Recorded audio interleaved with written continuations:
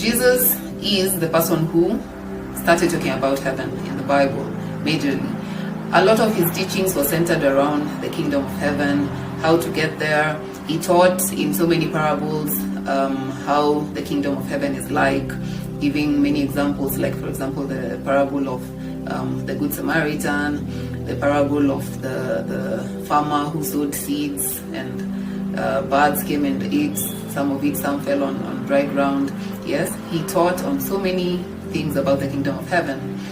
This tells you that Jesus Christ clearly knew what he was talking about.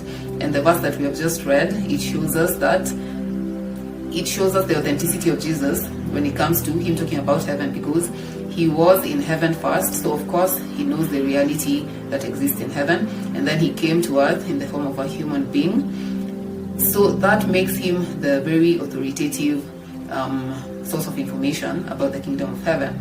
Then my question to you will be, why would you believe anyone else who tells you that they know the way to heaven?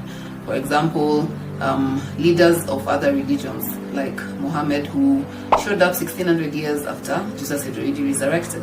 Yeah, because Muhammad was born in around the 16th century thereabouts. Why would you allow someone who came in 16 centuries later to come and tell you about the heaven that was originated by Jesus Christ, who was existent 16 centuries before this other person showed up on earth? Why would you do that? It doesn't even make any logical sense. It only makes sense that you trust in the person who originated the information, which is Jesus Christ, over 2,000 years ago.